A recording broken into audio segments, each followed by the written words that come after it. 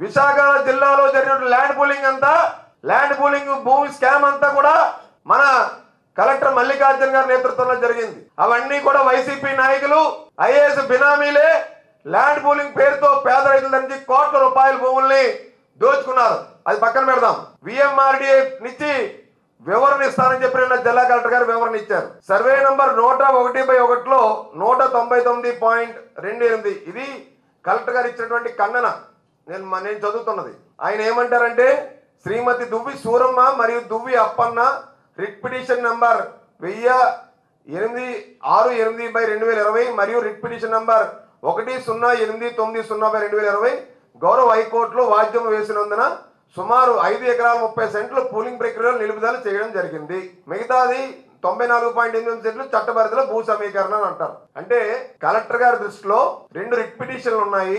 ఇద్దరు రైతులు 5 ఎకరాల 30 సెంట్లకి వీళ్ళు కోర్టులో కేసు వేశారు. అంతకు మించి ఏమీ లేదు, రైతులను తీసుకురండి, రైతులు రమ్మనండి అని అంటారు. ఇప్పుడు మేము కూలంకుషంగా దానికి చెప్తున్నాం. 1008/68 ఏదైతే కలెక్టర్ గారు మెన్షన్ చేసినటువంటి ఆ యొక్క కేసు నంబర్ ఏదైతే ఉందో హైకోర్టులో, ఆ వేసినటువంటి రైతులు దువ్వి సూరమ్మ, దువ్వి ఎర్రయ్య, దువ్వి అప్పన్న, దువ్వి రామకృష్ణ, పైల సూరమ్మ, పైలకొండ 6 రాసామీలు డిస్ట్రిక్ట్ కలెక్టర్ కూడా పార్టీ చేశారు. వాళ్ళు వేసిన కేసు 10 ఎకరాల 80 సెంట్లండి. సర్వే నంబర్ 101/1లో అన్నవరంలో విలేజ్ లో 10 ఎకరాల 80 సెంట్లు. ఈ ఒక్క రిట్ పిటిషన్ వేసినటువంటి కేసే 10 ఎకరాల 80 సెంట్లు. ఆయన చెప్తుంది 2 రిట్ పిటిషన్లు కలిపి 5 ఎకరాల 30 సెంట్లు. ఇది ఫస్ట్ కేసు అండి మేము చెప్తుంది. రెండో కేసు రిట్ పిటిషన్ కలెక్టర్ గారు మెన్షన్ చేసిన దాంట్లో రిట్ పిటిషన్ 1890/2020 అన్నారు. దాంట్లో దువ్వి రామసూరి, దువ్వి అప్పన్న,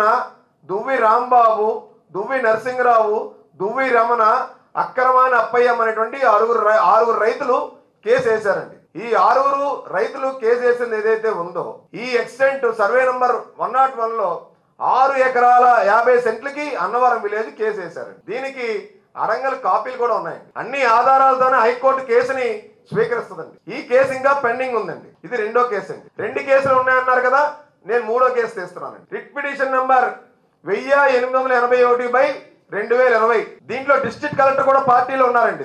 ఇది సర్వే నంబర్ 101 ఎక్స్టెంట్ 8 ఎకరాల 50 సెంట్లు అండి. Annavaram village Bheemilipatnam same survey number అండి. ఇది 3వ కేసు అండి. ప్రెసెంట్ కేసు పెండింగ్ లో ఉందండి. కేసు ఏం డిస్పోజ్ అవ్వలేదు. 4వ case writ petition 22/955/2023 district collector గారు పార్టీ చేశారు. దెక్కతి నారాయణమ్మ, దెక్కతి సోంబాబు అనేటువంటి 2 రైతులు వేశారండి. ఎంత ఎక్స్టెంట్ కేసారండి? సర్వే నంబర్ 101/1Pలో 2 ఎకరాల 50 సెంట్లు కేసారండి. ఇది 4వ కేసు అండి. నెక్స్ట్ 5వ కేసు అండి. రిట్ పిటిషన్ 670/2022 అండి. డిస్ట్రిక్ట్ కలెక్టర్ గారు దీంట్లో పార్టీగా ఉన్నారండి, రెస్పాండెంట్ గా. ఎన్ని ఎకరాలు కేసారండి? 4 ఎకరాలకి. సర్వే నంబర్ 101 అన్నవరం విలేజ్ భీమిలీపట్నం మండలం. ఎవరు వేశారండి కేసు? ఇది దెక్కాటి జీరు చిన్నతల్లి. దీనికి వీళ్ళకు ఉన్నటువంటి రికార్డ్ అండి. ఇది అడంగల కాపీ. వాళ్ళ పేరు మీద, రైతుల పేరు మీద భూమి ఉందా లేదా అని చెప్పి రెవెన్యూ కాగితం ఇది అడంగల్. ఇది నెక్స్ట్ ఇంకో కేసు ఉందండి. వీళ్ళు రిట్ పిటిషన్ నంబర్ 607/2022 అండి. జీరు దుర్గమ్మలండి కేసు వేసింది. ఎంత ఎక్స్టెంట్ కేసారండి? ఆసామి సర్వే నంబర్ 101/1లో ఎకరం 60 సెంట్లు కేసు వేశారండి. అన్నవరం విలేజ్. దీనికి కావాల్సినటువంటి రెవెన్యూ రికార్డు కూడా అడంగల్ కాపీ ఉందండి. నెక్స్ట్ ఇంకో కేసు ఉందండి. ఇది కాక రిట్ పిటిషన్ నంబర్ 45/64/2024 5 ఎకరాల 3 సెంట్లకి కేసు వేశారండి. ఉమ్మడి లక్ష్మణరావు, సమతల అప్పన్న, పిట్ట అప్పల నరసింహు, ఉప్పిలి సన్యాసి, దువ్వి కొండమ్మ. ఇన్ని కేసులు పెండింగ్ లో ఉంటుండగా అసలు రైతులు ఎప్పుడు రిప్రజెంటేషన్ చేయలేదు.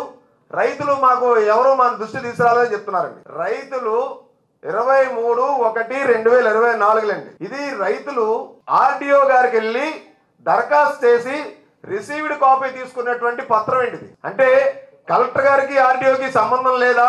ఆర్డీఓ గారు ఇవన్నీ పరిగణలో తీసుకోరా? ఏ రైతు సమస్య ఉందని చెప్పి మా దృష్టిలో తీసుకురాలని చెప్తున్నారండి. ఇగో రిసీవ్డ్ కాపీ ఆర్డీఓ గారి ఇగో ముద్ర ఆర్డీఓ ఆఫీస్ నుంచి.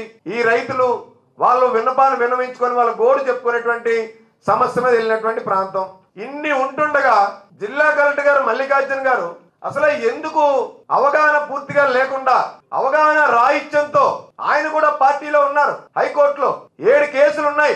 రైతులు భూములు మావని చెప్పి 4 దశాబ్దాలుగా వాళ్ళు సాగు చేసుకుంటున్నారు. జీడి మామిడి తోటలు ఉన్నాయి, కొబ్బరి తోట ఉంది, సరుగుడు తోట ఉంది.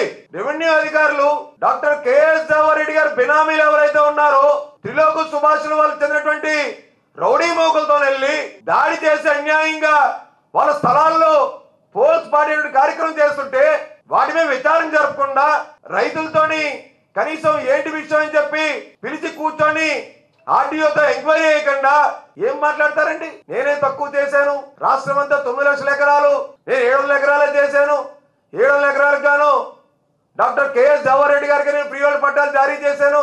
మా కడప జిల్లా వాసి మా చీఫ్ సెక్రటరీ గారు అయ్యా ఎస్ అనుకోపోతే నాకు అవ్వదు ఇవి చెప్తారేంటండి? మీకు ఉత్తరాంధ్ర ప్రజలే, ఉత్తరాంధ్ర రైతులే అమాయకంగా అన్యాయంగా దోచుకోవడానికి మీకు దొరికారా? మీకు ఉత్తరాంధ్ర దోపిడీ చేయడానికే కాదా మీరు?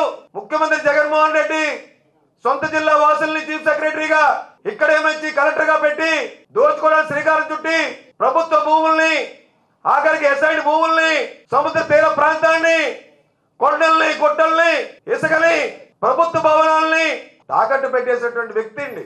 సేవలో ధనంజయ రెడ్డి గారి సేవలో, భారతీ రెడ్డి గారి సేవలో, విజయసాయి రెడ్డి సేవలో, వైవి సుబ్బారెడ్డి సేవలో తరిస్తున్న మాట వాస్తవం కాదా?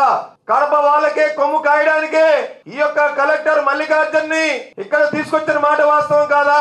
విశాఖ జిల్లా చరిత్రలో ఈ కలెక్టర్ హయాంలో జరిగినటువంటి భూదోపిడి ఇప్పటి వరకు కూడా గత జిల్లా కలెక్టర్లు ఎవరు కూడా ఇంత పెద్ద ఎత్తున జరగలేదు. ఉమ్మడి రాష్ట్రంలోనే కాదు దేశంలోనే కేంద్ర బాధ్యతలు వహిస్తున్నటువంటి ఐఏఎస్ అధికారుల చరిత్రలో ఉమ్మడి రాష్ట్ర ఆంధ్రప్రదేశ్ లో కూడా కలిపి చెప్తున్నా, మన రాష్ట్ర చీఫ్ సెక్రటరీ కెఎస్ దేవారెడ్డి చేసినంత అత్యంత అవినీతిపరుడుగా ఉన్నటువంటి వ్యక్తి ఈ డాక్టర్ కెఎస్ దేవారెడ్డి కాదా అని చెప్పి అడుగుతా ఉన్నాం. ఐఏఎస్ మొత్తం అందరూ కూడా భారతదేశంలో ఉన్న వాళ్ళందరూ కూడా ఎప్పుడు కూడా ఇంత పెద్ద అవినీతి ఆరోపణలు ఎదుర్కొంటున్నటువంటి ఒక ఐఏఎస్ అధికారి, అది చీఫ్ సెక్రటరీ ఈ భారతదేశంలో లేరు. అదే విధంగా విశాఖ జిల్లా చరిత్రలో ఈ మల్లికార్జున్ గారి హయాంలో జరిగినటువంటి భూదోపిడీకి సహకరించినటువంటి మల్లికార్జున్ గారు అసలు విశాఖ జిల్లాలోనే ఈయనంత అవినీతి అనకుండా ఎవరు లేరని చెప్పి మేము భావిస్తా ఉన్నాం.